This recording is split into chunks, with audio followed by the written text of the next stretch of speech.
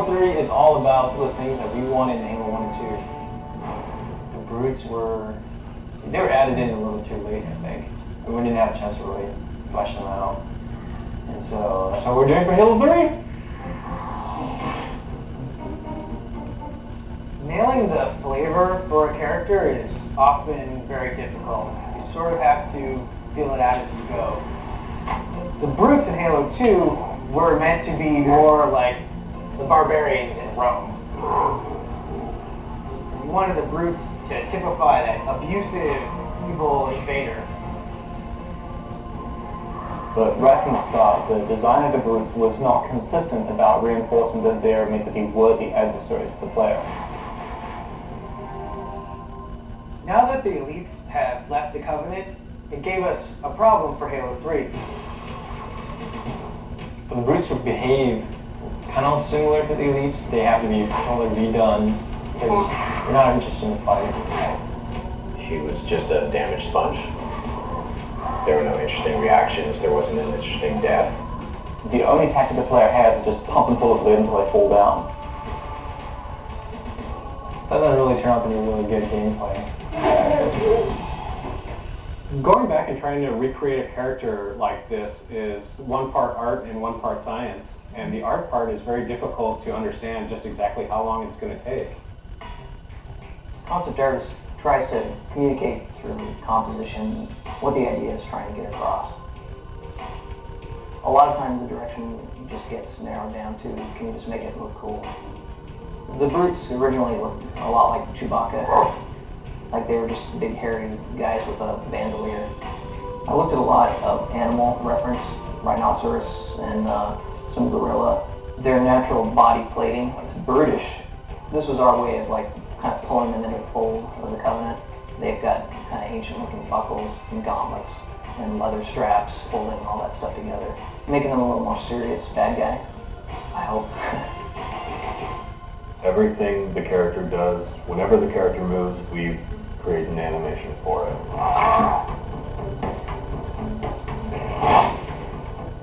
In which way that character moves that kind of makes him unique? These days now we've got our animation reference area upstairs.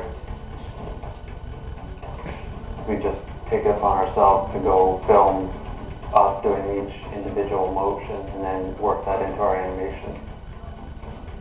If a brute is punching the face off a Marine, we're going to embellish that. We're going to make them punch the jaw, too. We're going to make them just punch straight through that Marine. God damn, that looked like in real life. I was just like, that was awesome. When I look over and see Jeremy doing something, I'm like, oh, that's really cool. How can I work something like that into his moveset? It's exciting to see what Jeremy does tomorrow and what Bill does the next day. It's always a new Not John. No, Not so much. nobody likes John. Players who are familiar with the brutes from Halo 2 will notice that these brutes are fully armed, fully equipped, and are not going to be pushovers.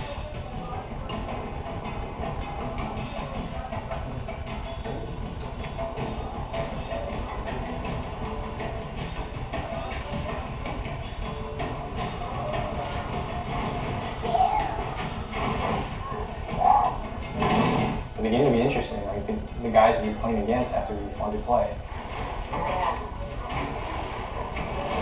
Does the profile of the character create an interesting look from afar?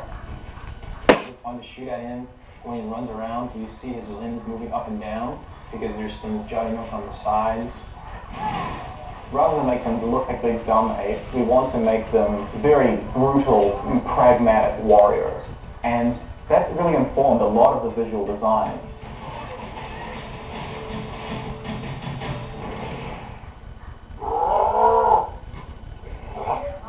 Visually through the art, we define the different classes. The standard brute has just his normal armor with a very standard helmet.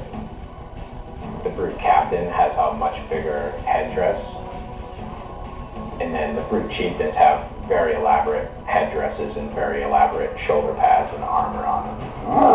The interesting thing with some of the ideas that we came up with is not only do we need to figure out how the brutes interact with the other covenant, but also how brutes interact with brutes.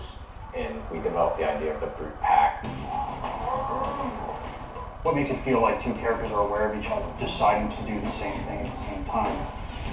Maybe you're going to come around a corner and see them doing some sort of an activity that has nothing to do with fighting, but it's going to give you sort of more insight into what the brute pack mentality is like. We have this really brutal behavior now, which is just the chieftain saying, everybody throw a grenade, and as a result, a second later, you have grenades flying in your face. That's always going to give the player a little bit of an adrenaline rush that, oh my god, now this guy's right up in my face, I could back up and hit him hard. When the players kill him, they're like, oh man, I had to kill that guy. And then they go around a corner, and there's like 4 more of them standing there, right? And they're like,